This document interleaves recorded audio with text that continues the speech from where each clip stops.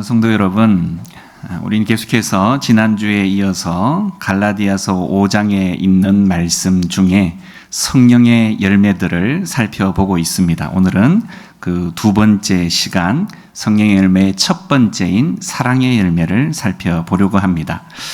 여러분, 우리는 신앙을 성경 지식의 많고 적음으로 판단을 하거나 또는 교회 다닌 연수로 그렇게 직분으로 기준을 삼을 때가 있기도 합니다. 하지만 성경은 결코 그렇게 표현하지 않고요. 바로 지식이 아니라 사랑으로 드러난다, 이렇게 말하고 있습니다. 왜냐하면 하나님께서 사랑이시기 때문이죠. 사랑하지 않으면서 우리가 하나님을 안다 이렇게 말하는 것은 그렇다 보니 성립될 수가 없는 말이다, 이런 거죠. 요한일서는 이 점에 대해서 매우 분명하게 말하고 있는데요. 사랑하지 아니하는 자는 하나님을 알지 못한다. 여러분, 그렇다면 여러분은 정말 하나님을 사랑하는 사람입니까? 교회에서는 친절하지만 가정에서는 혹시 차가운 사람은 아니십니까? 또 사람들 앞에서는 활짝 웃고 다니시기는 하시지만 속으로는 누군가를 미워하고 있지는 않습니까? 결국 신앙의 본질이라고 말하는 것은 사랑이신 하나님을 닮아가는 것입니다.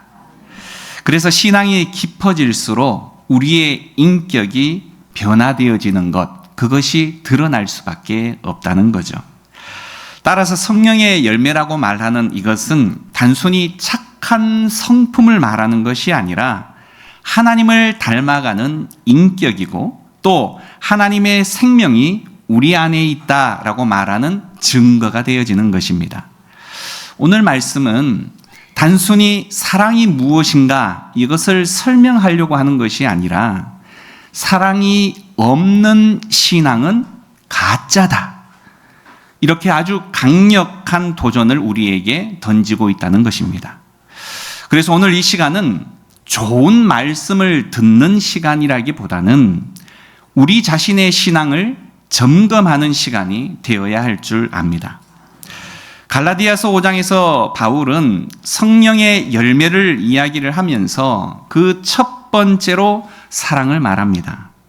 사랑은 모든 열매의 뿌리라는 거죠. 기쁨도 그렇고요, 화평도 그렇습니다. 오래 참음도 사랑이 없이는 존재할 수가 없다는 거죠. 자, 그런데 문제는 이 사랑이 가장 중요하기는 하지만 동시에 가장 어렵다는 것이 문제입니다. 왜일까요? 우리는 본능적으로 자기 중심으로 살아가는 존재이기 때문입니다. 이 시대는 우리들에게 끊임없이 말하죠. 너를 먼저 생각해. 손해보는 일 아예 엄두도 내지 마. 받은 만큼만 줘. 자, 그러나 복음은요, 이런 말들과 정반대의 길을 우리에게 말하고 있습니다. 먼저 사랑하라. 먼저 내려놓아라. 먼저 다가가라. 이러한 간극 속에서 우리는 갈등을 경험하게 됩니다. 그래서 오늘 말씀은 우리에게 단순한 교훈을 주는 것이 아니라 결단을 요구하고 있다라는 거죠. 나는 그렇다면 어떤 사랑으로 살아갈 것인가? 오늘 사도 요한의 메시지에 귀를 한번 기울여 보기를 원합니다. 본문 3장 16절에 시작을 이렇게 이야기를 하죠. 그가 우리를 위하여 목숨을 버리셨으니 우리가 이로써 사랑을 알고, 이렇게 말하고 있습니다. 우리는 사랑을 어떻게 생각을 합니까? 감정으로 이해하고자 합니다. 좋으면 사랑이라고 생각하고요, 편하면 사랑이라고 생각을 합니다. 하지만 성경은요, 사랑은 감정이 아니라 희생이라고 말합니다. 목숨을 버리셨다라고 말하는 표현은 단순한 헌신이 아니라 완전한 자기의 포기를 말하는 것입니다. 예수님은 우리를 위해서 자기의 생명을 내어 주셨다라는 거죠. 여러분, 우리가 그럴 만한 가치가 있을까요? 우리가 하나님께 사랑받을 만한 그런 존재였을까요? 결코 아니다라는 사실을 우리 스스로가 너무 잘 알고 있지 않습니까? 성경은요, 우리가 죄인이었고 하나님을 떠난 존재였고 또 하나님과 원수가 된 상태였다라고 분명히 밝히고 있습니다. 그럼에도 불구하고 하나님은 우리를 사랑하셨대요. 하나님의 사랑은 상대방의 어떠한 상태로 인해서가 아니라 나의 결단에서 시작되어지는 것이다 라는 것을 하나님은 분명히 보여주고 계신 것입니다. 자, 그에 반해 우리는 어떻습니까? 얼마나 많은 조건들을 붙입니까? 저 사람이 나에게 잘하면 사랑하겠다. 또 저 사람이 나를 좀 잘 이해해 주면 내가 다가가겠다. 그 사람이 변하면 내가 용서하겠다. 자, 그러나 하나님은 결코 그러지 않으셨다는 겁니다. 우리가 변하기도 전에 우리를 사랑하셨고 우리가 돌아오기도 전에 먼저 우리를 향해서 다가오셨습니다. 이것이 복음이라는 겁니다. 그리고 이것이 우리가 배워야 할 진정한 사랑이라는 거죠. 사랑은요, 기다리는 것이 아니라 먼저 움직이는 것입니다. 사랑은요, 계산하는 것이 아니라 먼저 내어주는 것입니다. 사랑은요, 감정이 아니라 결단입니다. 상대를 바라보지 않고 누구를, 무엇을? 십자가를 바라보라는 겁니다. 십자가를 바라볼 때 우리는 더 이상 조건을 거기에 따질 수가 없게 되어지는 거예요. 이처럼 하나님의 사랑은요, 공로와 자격이 없는 우리에게 무조건적으로 주어지는 선물이라는 겁니다. 그것을 얻기 위해서 우리가 할 수 있는 것이라고는 아무것도 없다는 겁니다. 또한 우리를 향한 하나님의 사랑은요, 한결같은 사랑입니다. 하나님이 그토록 우리를 사랑하시지만 그 사랑에 대한 보답으로 우리가 그분을 사랑하도록 절대 강요하시지도 않으신다라는 겁니다. 인간의 사랑은 어떻습니까? 상대의 태도에 따라서, 상황에 따라서, 또 감정에 따라서 얼마나 수시로 오락가락 이렇게 흔들립니까? 하지만 하나님의 사랑은요, 심지어 우리가 실패했음에도 불구하고 하나님의 사랑은 결코 변하지 않더라라는 겁니다. 바울은요, 하나님의 이러한 확고부동한 사랑을 어떻게 묘사하시느냐? 로마서 8장 31절 이하에 이렇게 말씀하고 계십니다. 한번 들어보실까요? 만일 하나님이 우리를 위하시면 누가 우리를 대적하리요? 자기 아들을 아끼지 아니하시고 우리 모든 사람을 위하여 내주신 이가 어찌 그 아들과 함께 모든 것을 우리에게 주시지 아니하겠느냐? 누가 우리를 그리스도의 사랑에서 끊으리요? 환난이나 곤고나 박해나 기근이나 적신이나 위험이나 칼이랴 모든 일에 우리를 사랑하시는 이로 말미암아 우리가 넉넉히 이기느니라. 내가 확신하노니 사망이나 생명이나 천사들이나 권세자들이나 현재일이나 장래일이나 능력이나 높음이나 깊음이나 다른 어떤 피조물이라도 우리를 우리 주 그리스도 예수 안에 있는 하나님의 사랑에서 끊을 수 없으리라. 아멘. 우리를 향한 하나님의 사랑은요, 우리 인생 가운데에 친히 찾아 들어오시는 사랑입니다. 하나님은요, 자신의 백성을 위해 기꺼이 고난도 받으시는 분이세요. 하나님은 결코 우리의 고난을 외면하시지 않는다는 겁니다. 친히 우리의 고난 속으로 들어오심으로써 우리의 하나님이 되시기로 작정하셨고, 또 인간 사회가 구축한 모든 경계를 뛰어넘어서 자기를 대적하는 원수들에게까지 사랑의 손을 내밀어 주시는 분이십니다. 십자가요, 바로 그 십자가가 하나님께서 우리에게 찾아오신 놀라운 그 사랑을 대변하는 사건이라는 겁니다. 사랑하는 여러분, 이제 사도 요한은요, 한 걸음 더 나아가 사랑이 무엇인가라고 말하는 이 정의를 넘어서서 그 사랑이 실제 우리의 삶 속에 어떻게 드러나야 하는지를 구체적으로 말해주고 있는데요. 오늘 본문 17절을 다시 한번 읽어보도록 할까요? 같이 읽습니다. 시작. 누가 이 세상의 재물을 가지고 형제의 궁핍함을 보고도 도와줄 마음을 닫으면 하나님의 사랑이 어찌 그 속에 거하겠느냐. 이 말씀은요, 여러분, 신앙이라고 말하는 것이 생각이나 고백이 아니라 바로 실제 삶의 반응이라는 것을 말하고 있는 겁니다. 주목해야 할 단어가 있는데요, 우리가 읽었던 이 말씀 가운데 바로 보고도라는 겁니다. 보고도. 이 단어는 우리를 변명하지 못하게 하는 거예요. 무슨 이야기입니까? 사랑하지 못하는 이유가 몰라서가 아니라는 겁니다. 기회가 없어서도 아니라는 겁니다. 이미 보았고 알고 있지만 우리는 우리 스스로가 마음을 닫아버렸고 시선을 돌려버렸고 관계를 멈추는 것을 우리 스스로 선택해버리고 말았다는 겁니다. 처음에는 작은 무관심에서부터 시작되었을 줄 모릅니다. 나도 힘드니까, 지금은 나 여유가 없어. 그런데요, 이런 것들이 반복이 되어지면 우리의 마음은 서서히 굳어지게 되어지고 맙니다.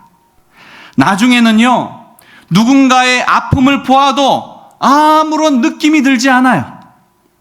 뉴스를 보면서도 주변 사람들의 아프고 힘든 이야기를 들으면서도 그럴 수도 있지 뭐, 이렇게 지나쳐버릴 수 있다라는 겁니다. 그런데요, 이러한 상태가 얼마나 위험한 상태인지를 우리는 알아야 합니다. 왜냐하면요, 성경은 분명히 말하고 있기 때문입니다. 뭐라고요? 하나님의 사랑이 그 속에 거하지 않는다. 그래서요, 사랑이라고 말하는 것은 우리가 의도적으로 깨워야 합니다. 계속해서 이어지는 18절의 말씀을 볼까요? 우리에게 더욱 분명한 기준을 제시하는데요. 자녀들아, 시작. 자녀들아, 우리가 말과 혀로만 사랑하지 말고 행함과 진실함으로 하자. 우리는 위로의 말, 격려의 말, 믿음의 말 얼마나 참 잘합니까? 기도할게요. 형제님, 힘내세요. 하나님이 함께 하실 거예요. 자, 그런데 문제는요, 이 말 뒤에 아무런 행동이 따라오지 않는다는 겁니다. 사랑은요, 말로 시작되어질 수 있지만 말에서 끝나면 안 돼요. 사랑은 반드시 행동으로 이어져야 한다는 겁니다. 행동하는 사랑은요, 여러분, 항상 대가를 요구합니다. 시간을 요구하기도 하고요, 에너지를 요구하기도 하고요, 우리의 감정을 요구하기도 합니다. 때로는 내가 철저하게 세워놓은 이 계획마저도 포기해야 할 수도 있어요. 그래서 우리는 사랑을 자꾸 미루려고 합니다. 나중에 여유가 좀 생기면, 내가 좀 더 안정이 되면. 그러나 사랑은요, 여유가 생길 때 시작되는 것이 아니라는 거예요.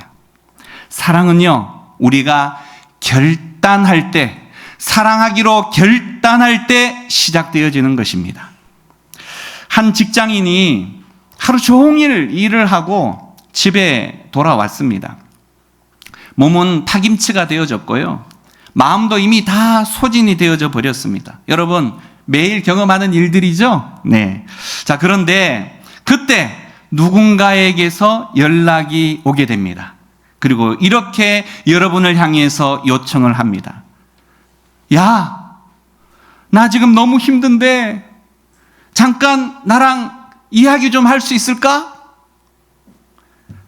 그 순간 우리는 갈등하게 되죠. 지금은 나도 너무 힘든데, 나도 좀 쉬고 싶은데.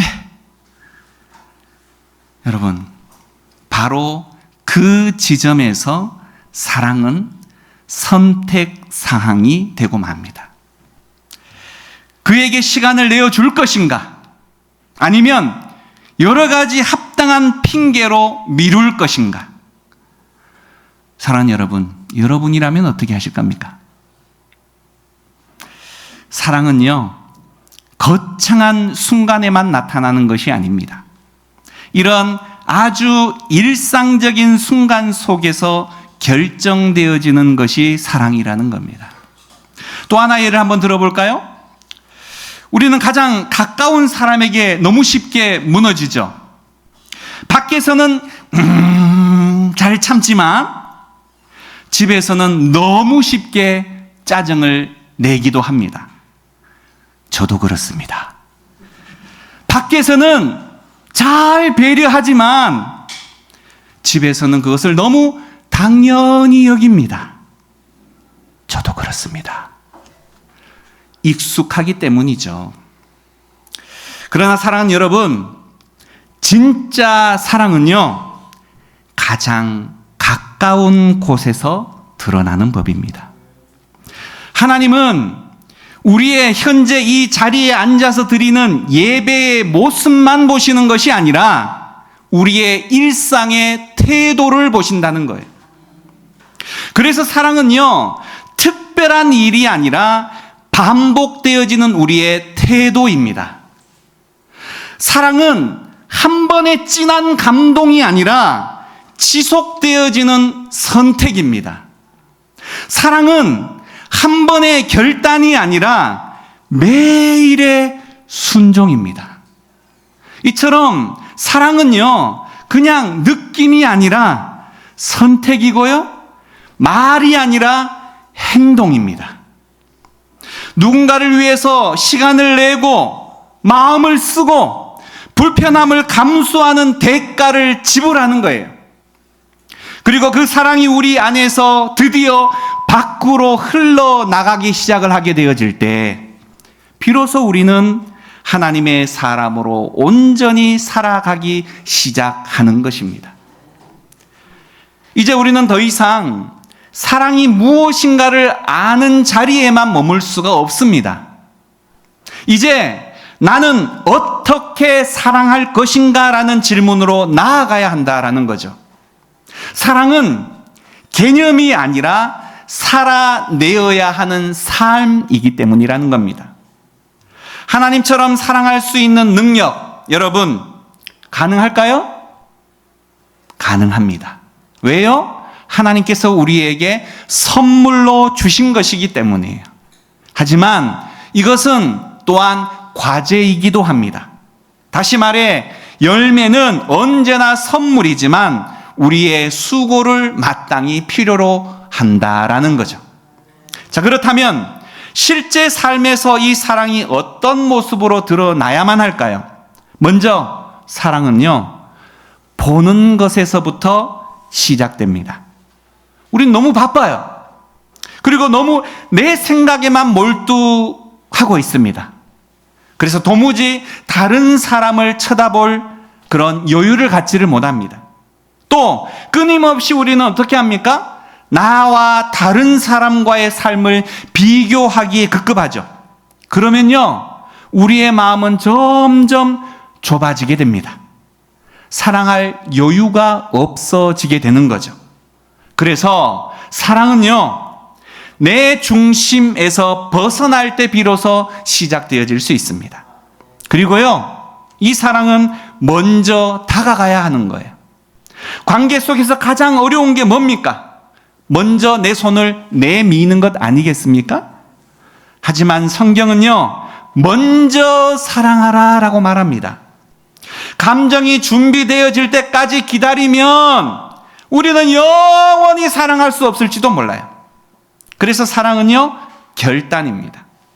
누군가를 진심으로 바라보고 그 사람의 이야기를 들어주고 그 사람의 필요가 무엇인지를 내가 느끼고 또 그것을 내가 할 수 있는 일이 무엇인가를 결단하는 것, 이것이 바로 사랑의 시작입니다.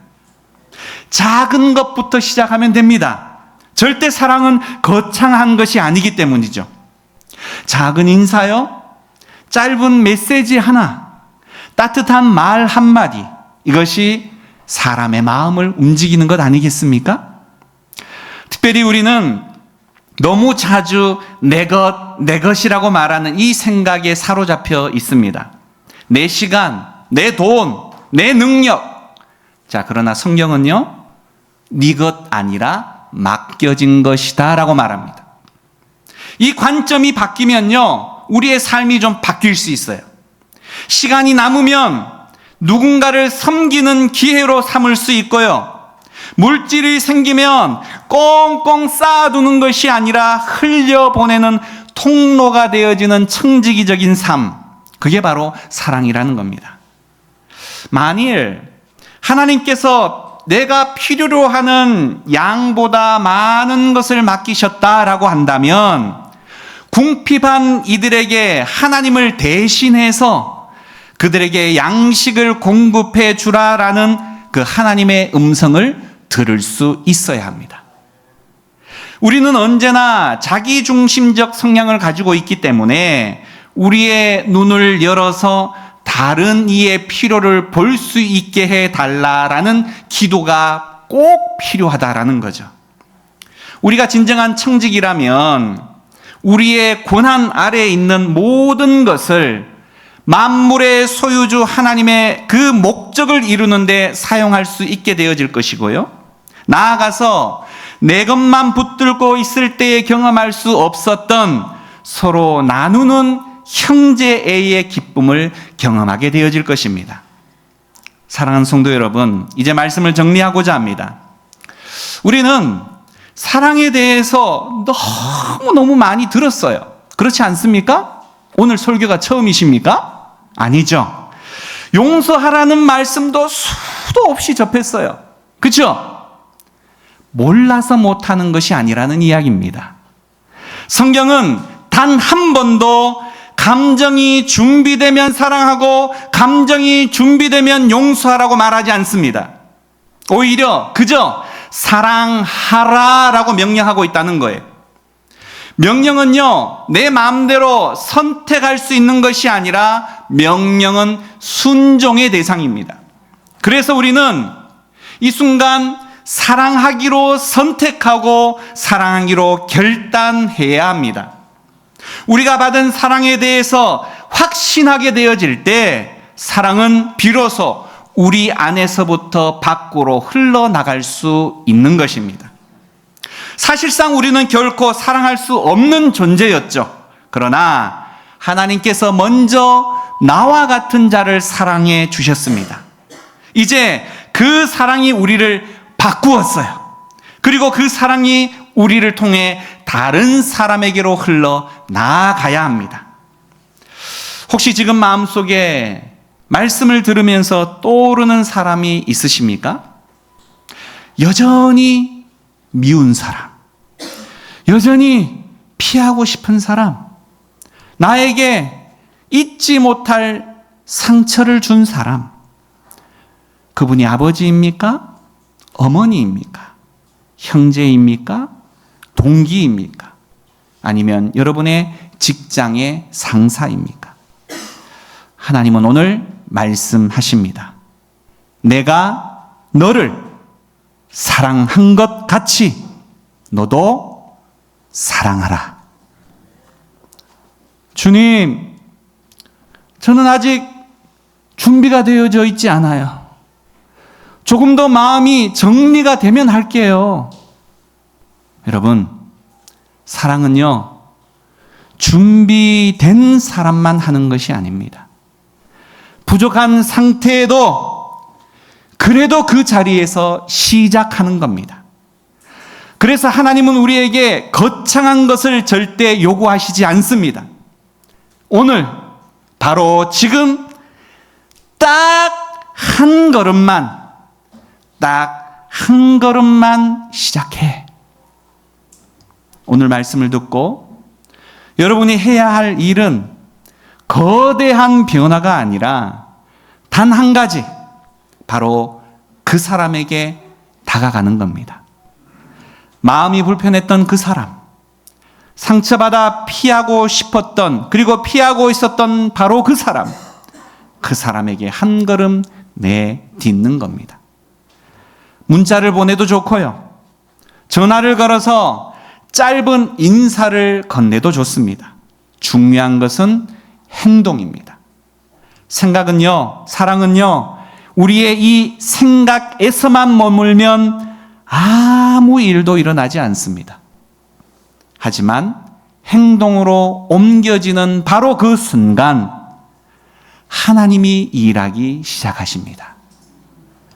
사랑은요, 결코 손해가 아니에요. 하나님의 은혜에 대한 반응으로 심는 씨앗입니다. 그 씨앗은요, 반드시 열매를 맺습니다. 오늘 우리가 믿음과 사랑의 씨앗을 심을 때에 하나님의 때에 이르러 반드시 우리의 방식은 아닐지라도 하나님의 방식으로 열매 맺어 돌아오게 되어질 겁니다. 마지막으로 한 번만 더 강조합니다. 사랑은 기다리지 않습니다. 사랑은 움직입니다. 먼저 찾아가는 것입니다. 오늘 그 사랑이 우리의 삶 가운데에서 시작되기를 소망합니다. 이 시간 함께 기도할까요? 말씀을 생각하면서 잠시 기도하기를 원합니다. 나의 사랑의 열매는 어느 정도의 크기인가? 그저 세상에서 말하건 그렇고 그런 사랑의 열매만 맺고 있지는 않는가? 하나님의 먼저 보이신 사랑의 열매를 닮아서 그분 안에 있음으로 자연스럽게 맺어져 가는, 나로 인해 수많은 사람들이 기쁨을 얻고 감사를 표하는 일들이 일어나는 것, 얼마나 귀한 일입니까? 이 일들을 위해서 우리는 기도해야 합니다. 그리고 바로 그 한 사람을 위해 오늘 한 발짝 내디딜 수 있는 용기와 믿음을 주십시오. 이렇게 기도하시죠. 오늘 말씀 생각하며 각자에게 주신 도전을 다짐하며 기도하도록 합니다. 기도하겠습니다.